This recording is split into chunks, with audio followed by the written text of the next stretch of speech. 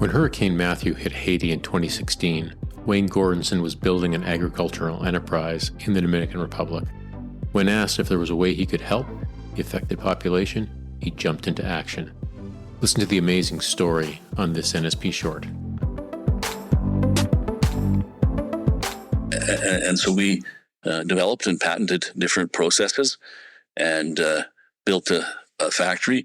In fact, we built a factory in Dominican Republic because they had a milk program there for school, and we could do it much, much cheaper than they could pay somebody else to do it. What grains were you looking at beyond soy? Well, soy, oats, wheat. They didn't have any wheat in the Dominican Republic, but corn, lots of corn. That's a good balance, actually, because you can't just feed kids protein. They're hungry. They'll just bloat up. You need carbohydrates in there as well. So advanced that and built this factory in the Dominican Republic, and trying to remember the name of the hurricane. I think it was Andrew, but yeah. It comes through Haiti, and we're right next door, and I get a call from our ambassador, and can you get some food over here? So you'd set this factory up in Dominican, and it was a for-profit company. And you were focused on, so what was it actually outputting? Milk.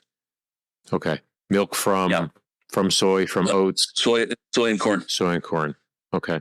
The World Food Program, when they hand out these rations that you see, it's called the CSB or WSB, so wheat soy blend, corn soy blend. And then you can add supplements into it, depending on the specific need of the community or the geographical conditions and the genetic disposition of people. And who was your typical client? Was it in the DR, or was it shipped globally? We did one global shipment, and we made 100,000 servings for China. Somebody in China. The rest of it was all domestic in the DR? Yeah. And that was the other thing that is nice about this, the technology we developed. It's very small. It could fit in a 20-foot sea can. Whereas most typical milk producing facilities are huge, and we had bought an interest in one in Oskaloosa, Iowa, and I think we needed 100,000 acres under contract just to turn the thing on. Okay. And this, we needed 1,000 acres under contract to make it work.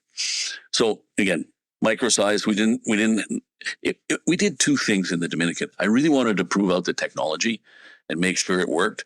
And labor costs were lower there, and we could get a bit of revenue from the Ministry of Education for their school program. And so we set up there. So I get a call from our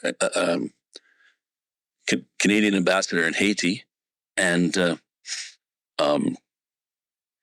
she said, "Can you get some food over here?" And I said, "Yeah, I can, but we didn't have a packaging option at that time, and she didn't want it in packages because it becomes a commodity. It's like cigarettes in a jail."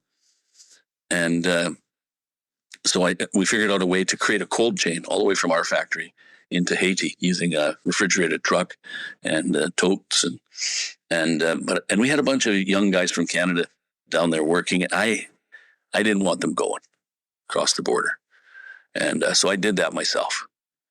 I had a driver, and then they gave us, I wish I had a picture.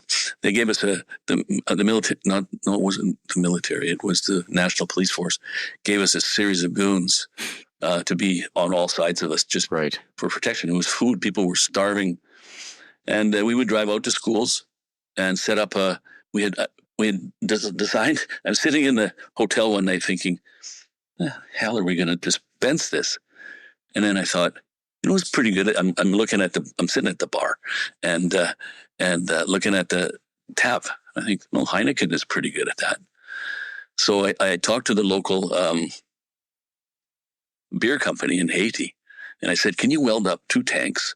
And I need a spigot on the front, and then I'll just change it. It has to be that I can take it off. So I'll just get it cleaned every day and dispense cold milk to the kids until it's gone.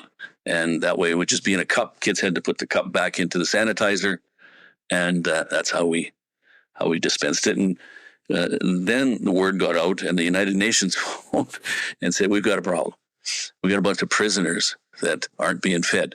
The budget got stolen by the Minister of Prisons or whatever, and she's left the country, and these guys have no food.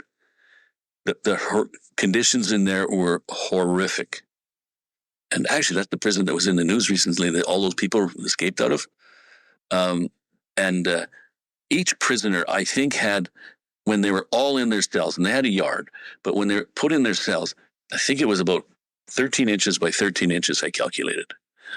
And so they would take turns laying down, and the rest were, standing up. It was just, and in, I found out later, because the ambassador and I did quite a bit of work on this, about half of those guys were political prisoners and had never even seen a judge, because there you have to pay to see a judge. You have to pay. And if you don't have any money, yeah.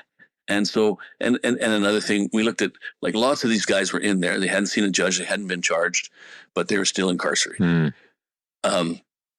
Most of them had done more time than if they had received the most difficult sentence for their crime.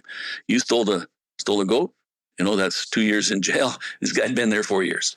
I don't want to forget this, but so you're delivering milk into Haiti. Like, how long did you do that for, and how much did the company donate? We donated all of it. Let me think. Did that over a 4 or 5 month period. I think there was 400,000 servings in all. Wow. Mostly going to schools and to the prison.